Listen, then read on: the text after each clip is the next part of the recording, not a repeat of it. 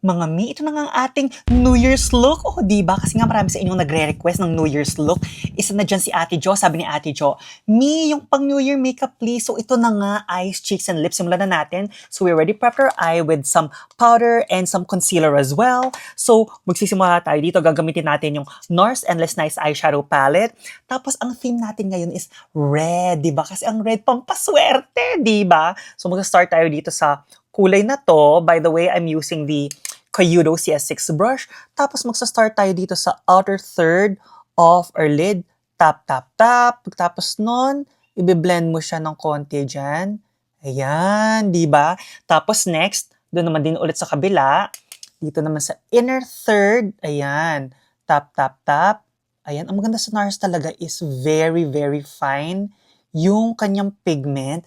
Diba? Tapos nun, whatever is left, ibabrush mo lang siya lightly dito sa ating crease, all the way up to the upper crease, and then whatever's left, just blend it through the end of the brow bone to really give some lift. Oh, di ba? Pagkatapos niyan, ito nang gagamitin natin, yung rose gold, gagamitin na natin ating finger. Pagkatapos nun, igaganyan natin siya. Ang ganda, talagang red, pampaswerte. Oh, di ba?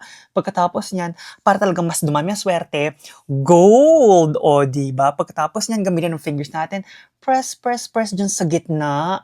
Ayan.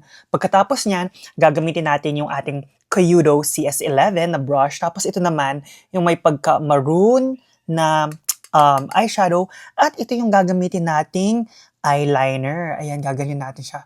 Press, press, press. Ayan, yung medyo lifted ng konti sa side. Press, press, press. Press, press, press. Diba? Ayan yata ang word ko for the year eh. Press, press, press, press. Teka nga. Ayan. Press, press, press. Ayan. Press, press, press. O, diba sis? Kahit eyeshadow, pwedeng pang eyeliner. Tapos kung anong natira, ilagay mo lang din siya sa ilalim. Press, press, press. Diba sis? O, hindi mo na kailangan ng pencil. Talagang madalian, real time. Pagkatapos nito, yung sa side, ito yung sponge natin, ganyan natin. So, tingnan mo, kasi nga since soft yung eyeshadow, madali lang siyang linisin sa side. Di mo na kailangan ng makeup remover. O, di ba? Pagkatapos niyan, maglalagay tayo ng lashes mamaya. Pero ito ang blush natin. This is the Milani 01 Dolce Pink.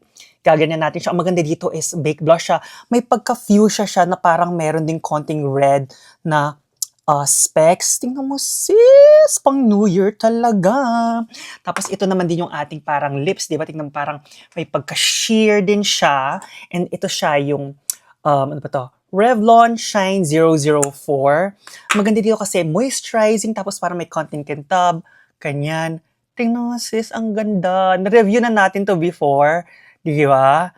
Ayan. So now, let me put some lashes and then I'll give my overall thoughts. And here's your finished look mga mi, ang ating New Year's look. Bagong taon na'y magbagong buhay nang lumigaya ang ating bayan. Hi! So ito na nga, 'di ba? As you can see, yung tutorial natin today, very simple lang, 'di ba? 3 lang yung eyeshadow natin, 2 lang yung makeup brush natin, isang blush, tapos isang lip. Kumbaga, if there's something that I can leave with you this coming New Year, invest on quality. Kasi alam mo yon, kahit konti lang, pero ma-enjoy mo naman. Kesa sa sobrang dami, pero wala naman tayong na-enjoy. And I want you to know, Pilipino ka. You work so hard. You do everything for your family. You work so hard. You deserve only the best.